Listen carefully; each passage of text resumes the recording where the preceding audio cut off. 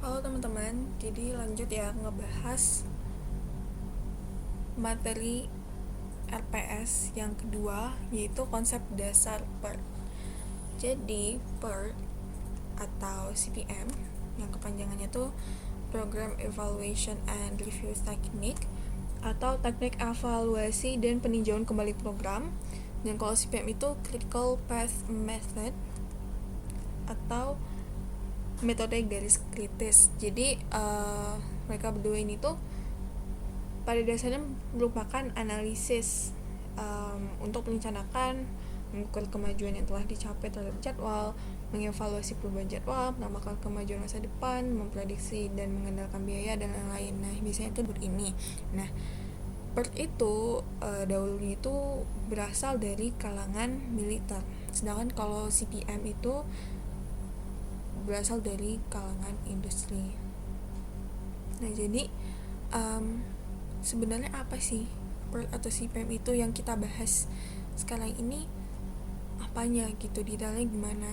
Nah, jadi PERT itu merupakan diagram probabilitas dari hubungan antara beberapa aktivitas gitu. Jadi PERT ini tuh digunakan untuk menghitung durasi waktu terlama dalam menyelesaikan seluruh proyek. Nah, durasi terlamanya ini tuh dilihat dari total waktu yang dibutuhkan untuk menyelesaikan seluruh proyek tersebut dari urutan tertentu gitu. Nah, urutan yang memiliki waktu terlama itu disebut dengan critical path. Nah, jadi ini PERT ini tuh didasarkan pada waktu yang dibutuhkan untuk urutan kegiatan terpanjang. Jadi ada beberapa istilah yang harus kita ketahui. Akan kita bahas satu persatu ya. Nah, jadi secara garis besar ini contoh dari PERT. Ini diagramnya. Ini ada beberapa aktivitas ya, A, B, A, C sampai F, G semuanya. Ini kalau digambarkan jadi diagramnya itu seperti ini. Jadi kan AB ini kita buat panahnya ke B, lalu AC di A ke C, lalu AD, lalu BE, CE, ini CF, DF, lalu FG dan EG. Nah, jadi dimulainya tuh di sini titik A, selesainya di G.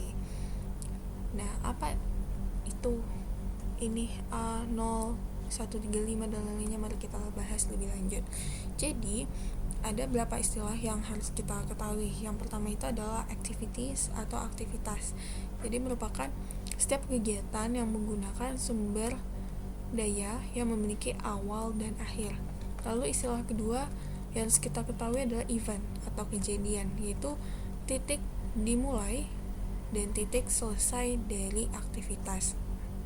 Jadi ini A, B, C, D, F, G, E itu merupakan event atau kejadian. Jadi di sini kan contohnya event F, selesainya aktivitas CF dan DF. Di event F, titik selesainya aktivitas CF dan DF. Tuh. Begitu pula dengan titik A, titik dimulainya aktivitas AB dan AD. Nah, sekarang aktivitas, cara namanya ini kayak gini. Ini kan panah ya. Jadi dinamainya tuh berdasarkan eventnya. Jadi kalau AB titik A ke titik B berarti ini aktivitas AB. Ini aktivitas AD. Ini aktivitas AC. Kayak gitu. Nih.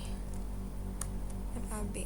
Kalau misalnya eventnya itu angka ya, event 1, event 2, terus di sini ada huruf, maka huruf yang ini tuh maksudnya nama aktivitasnya. Jadi aktivitas A, terserah mau pakai yang ini atau yang ini, tapi di buku sih pakai yang ini ya.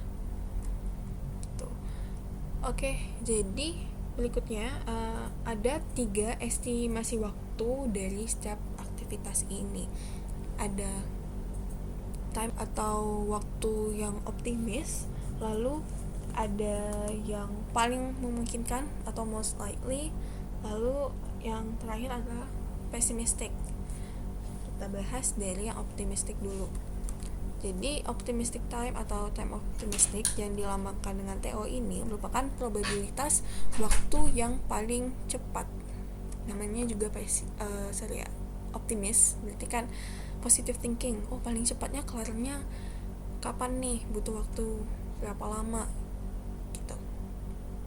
Jadi kalau di gambar ini tuh TO itu bahkan angka pertama di bawah garis. Jadi angka pertamanya ini nih 1, 3 ini semuanya ini merupakan TO. Lalu yang kedua, most likely time atau waktu yang paling memungkinkan. Ini yang menengahnya lah, yang moderat. Jadi ini tuh angka kedua.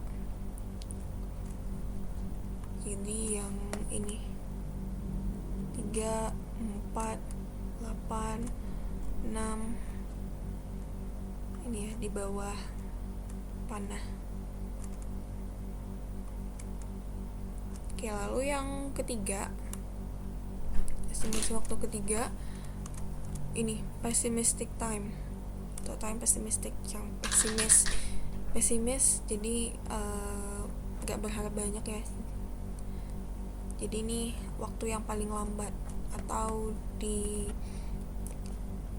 diletakkan pada angka yang ketiga. Jadi yang ini 5, ini 14, 13, 7, 3. Nah, itu.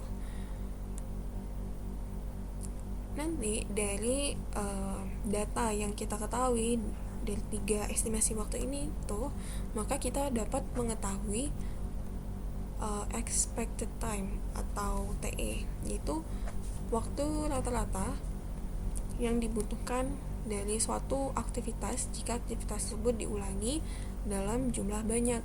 Nah, rumusnya itu seperti ini. Jadi ya, TE expected time sama dengan TO time optimistic tambah 4 kali TM time most likely ditambah TP time pessimistic dibagi 6. Jadi ini contohnya yang mana ya, ini yang DF